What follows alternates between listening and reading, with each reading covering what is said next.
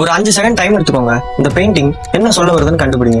அந்த ஒரு தேன் கூட இருந்துச்சுன்னா அதுல இருந்து ஒரே ஒரு துளி தேன் நழுவி ஒழுகி அவன் வாய் பக்கத்துல வந்து விழுந்துச்சு. இது சூப்பர் டீலக்ஸ் படத்தோட ட்ரைலர் ஆச்சு அப்படின்னு நினைச்சீங்கன்னா எஸ் யூ ஆர் ரைட். ஆனா இந்த கதை முதல்ல வந்தது சூப்பர் டீலக்ஸ்ல இல்ல, மகாபாரதத்துல. ஆமா, நான் எப்படி இந்த பெயிண்டிங் காமிச்சு இப்போ உங்களை மோட்டிவேட் பண்றேனோ அதே மாதிரிதான் இதே பெயிண்டிங் விதிரர் துருதராஷ்டிரத்தை காமிச்சு நம்ம வாழ்ற வாழ்க்கையோட நிலையாமையை பத்தி சொல்லியிருக்காரு. இந்த கிளைய பிடிச்சு தொங்கிட்டு இருக்கானே, இவன் தான் நம்மள மாதிரி பிறப்புக்கும் இறப்புக்கும் நடுவுல மாட்டின ஒரு சாதாரண மனுஷன். உன்னை துரத்திட்டு வருதே இந்த யானை, அதுதான் நம்மள என்னைக்கா இருந்தாலும் உயிரெடுக்க போற சாவு. கடைசி வரைக்கும் துரத்திக்கிட்டே இருக்கும். இந்த மரம் நம்ம பாடி மாதிரி, அது எப்பயா இருந்தாலும் அழிஞ்சிடும். கீழே காத்துக்கிட்டு இருக்க பாம்புங்க நம்ம அப்பப்ப ஃபேஸ் பண்ற டேஞ்சர் சிச்சுவேஷன்ஸ், தடைகள்னு சொல்லலாம். எனக்கு இருக்கிறதுலே பயம் இந்த 2 எலிங்க தாங்க. ஏன்னா உனக்கு யானையை பார்த்தா பயம் இல்ல, பாம்பை பார்த்தா பயம் இல்ல, இந்த எலியை பார்த்து என்னடா பயம் கேட்டீங்கன்னா, யானை பாம்பு டெத் டேஞ்சர் சிச்சுவேஷன்ஸ் என்னைக்கா இருந்தாலும் நமக்கு எப்பயா இருந்தாலும் நமக்கே தெரியாம தான் வரும். ஆனா இந்த எலி இருக்கே நமக்கு தெரிஞ்சே வரும், டெய்லியும் வரும். இந்த வெள்ளை எலி தான் பகல், இந்த கருப்பு எலி தான் இரவு. எப்படி இந்த கிளைய கொஞ்சம் கொஞ்சமா கழிச்சு முழுங்கிட்டு இருக்கோம், அதே மாதிரி நம்மளோட டே அண்ட் நைட் கொஞ்சம் கொஞ்சமா ஒவ்வொரு நாளையா கழிச்சு நம்ம லைஃபோட எண்ட்ல கொண்டு போய் நிறுத்தி.